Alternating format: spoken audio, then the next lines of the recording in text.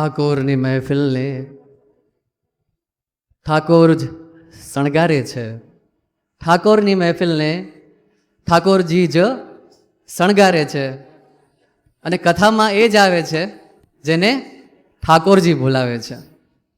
પૂજ્યપાદ શ્રી શંકરાચાર્યજી મહારાજ એમ કહે છે કે 3 વસ્તુઓ સંસારમાં અત્યંત દુર્લભ છે. સૌથી પહેલાં કહે છે કે મનુષ્યત્વમ.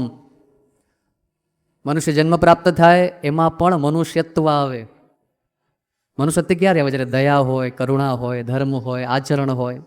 પછી મુમુક્ષત્વમ. મોક્ષસ્ય ઈચ્છા ઇતિ મુમુક્ષત્વમ. મોક્ષની ઈચ્છા મનમાં જાગે એ મુમુક્ષત્વ છે. મનુષ્યત્વમ, મુમુક્ષત્વમ અને મહાપુરુષ સંશ્રય. મોક્ષની ઈચ્છા જાગે એની પૂર્તિ કેવી રીતે થાય? મહાપુરુષોનો સંસર્ગ મળે, એમની સંગતિ મળે, એમની જોડે આપણે બેસીએ, વાત કરીએ, ચર્ચા કરીએ, કથા કરીએ. ત્યારે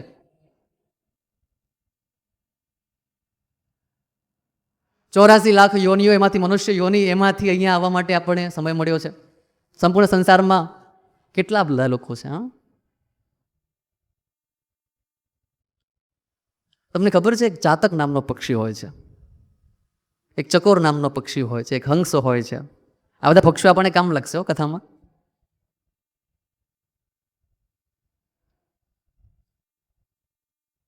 આપણે બધા ચકોર છીએ અત્યારે. કોણ છીએ? ચકોર. એ રામની કથા, એ શ્યામની કથા, એ ચંદ્રમા છે, એ શશી છે, ને આપણે બધા ચકોર છીએ. કેમ? કે તમે બધા ચકોર થઈને અહીંયા જોઈ રહ્યા છો. આ કોણ છે? આ ઠાકોરજી છે, આ રામજી છે, આ શ્યામજી છે. એટલે તુલસીદાસજી કહે છે યમનમાં, ઓ રામ કથા શશી કિરણ સમાના. રામ કથા શશી કિરણ સમાના. રામ કથા શશી કિરણ સમાના.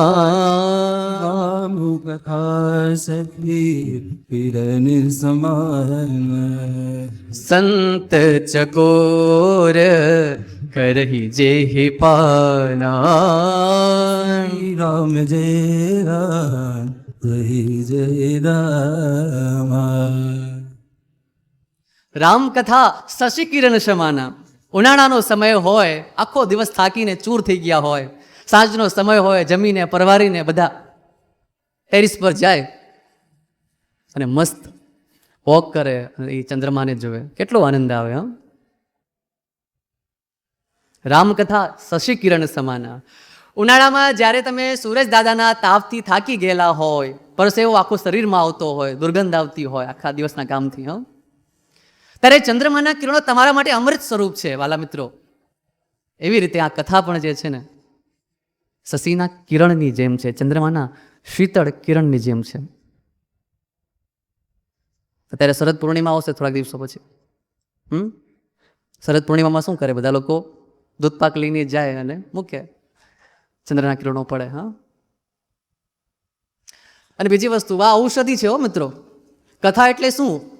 કથામાં જે ક છે એ કે રસે સ્થિતિમ કરોતી આ સા કથા. કે અર્થાત રસમાં જે તમારી સ્થિતિ કરી દે એ કથા છે. અને વિદ્વાનો એમ પણ કહે છે કે શબ્દોનું ઊંધું કરો ને તમે તો એનું એક કંઈ પ્રયોજન હોય છે. બધા જ જણા અત્યારે જ મારી સાથે બોલો, કથા કથા કથા કથા કથા કથા કથા. થાક. તો જે થાકને મટાડી દે અને રસમાં કેન્દ્રિત કરી દે એ કોણ છે? કથા છે. અને કથા આ ત્રિવેણી સંગમ છે, અર્પણનો, તર્પણનો અને સમર્પણનો. સમજો જગદીશભાઈ છે, જગદીશભાઈ પોતાના પુત્ર માટે દવા લઈને આવે ને, અથવા કોઈ પણ વસ્તુ ભેટ આપે, મારો દીકરો છે, લે બેટા તું આ લઈ જા, તો એ અર્પણ છે. શું છે? અર્પણ છે. અથવા કોઈ બી વાલા ભક્તો છે અહીંયા કથામાં સહયોગ કરે, બ્રાહ્મણને દાન કરે, ગરીબને કાંઈક હેલ્પ કરે, અથવા કોઈ પણ બીજી પ્રવૃત્તિઓ કરે દાનની ને સેવાકીય પ્રવૃત્તિઓની, તો એ શું ગણાય? એ અર્પણ ગણાય.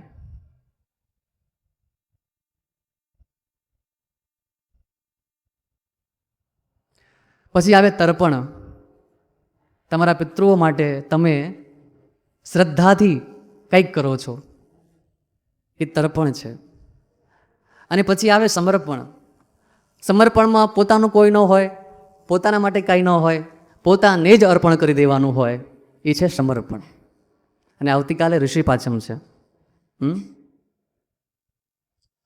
3 પ્રકારના ઋણ હોય છે વાલા મિત્રો. એક ઋષિ ઋણ, એક દેવ ઋણ અને એક પિતૃ ઋણ. ઋષિ ઋણ જે છે ને, એમાંથી મુક્ત થવા માટે તમારે ઋષિઓએ બનાવેલા પુરાણો, ઉપનિષદો, વિવિધ ગ્રંથોનું અધ્યયન કરવું જોઈએ, જેથી કરીને તમે ઋષિ ઋણથી મુક્ત થઈ શકો. સમયાંતરે તમારે પૂજા કરાવવી જોઈએ, જેથી કરીને તમે દેવ ઋણમાંથી મુક્ત થઈ શકો. અને છેલ્લે કીધું પિતૃ ઋણ. તમારા માતા પિતાએ તમને શરીર આપ્યું છે, એમને કેટલા બધા ત્યાગ કર્યા હશે તમારા માટે. તો એમના પ્રત્યે આપણી શ્રદ્ધા, આપણો પ્રેમ એ શ્રાદ્ધ સ્વરૂપે પ્રગટિત થાય છે, એ તર્પણ સ્વરૂપે પ્રગટિત થાય છે. જેથી કરીને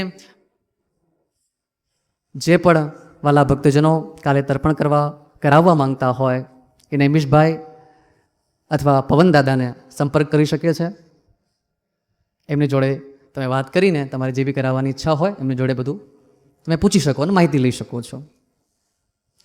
તો ભાગવતજી ઔષધિ છે મિત્રો, રસ્તો છે પણ એ ઔષધિ પણ છે, ભવૌષધિ છે. આ સંસાર રૂપી સાગર છે અને એમાંથી બહાર નીકળવા માટેની એ નૌકા છે. આ ઔષધિ છે. પણ ઔષધિ કેવી છે ખબર? બાળકને જ્યારે ઔષધિ આપવાની હોય ને, દવા આપવાની હોય, મેડિસિનનો ટેબ્લેટ આપવાનું હોય, ત્યારે શું કરે?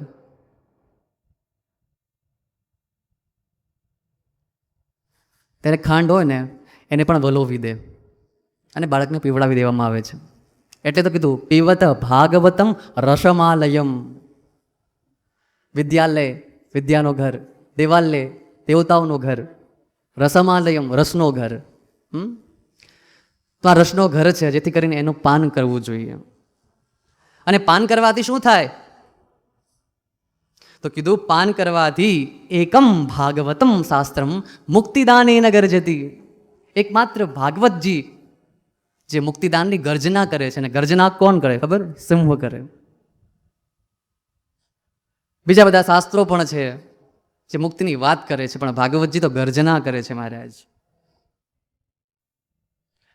અને ભાગવતજીમાં ખબર 3 વ્યક્તિઓ બોલે ને, 3 વ્યક્તિઓ જેવી રીતે બોલે એવી રીતે એક મિશ્ર સ્વરૂપ છે એમાં. બધા પુરુષોને ખબર હોય, જ્યારે તમારી અર્ધાંગીની, તમારી ભાર્યા, તમારી પત્ની બોલે ત્યારે કેવું લાગે તમને?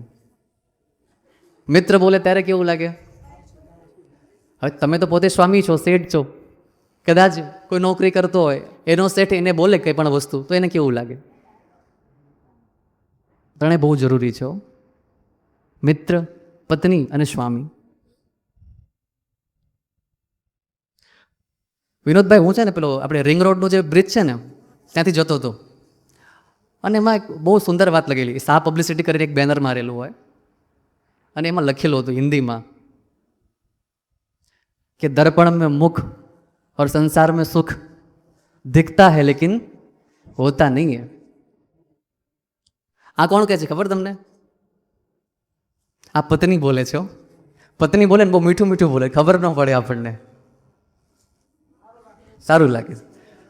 અને હવે જો, હવે સ્વામી બોલે છે. હવે સ્વામી બોલે છે, જોજો. હવે સ્વામી બોલે ત્યારે શું કે ખબર? દુઃખાલયમ અશાશ્વતમ.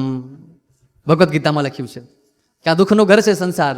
અશાશ્વતમ, કોઈ પણ વસ્તુ શાશ્વત નથી, સદૈવ ચાલવાની નથી. જન્મ થયું છે એટલે મૃત્યુ નિશ્ચિત છે.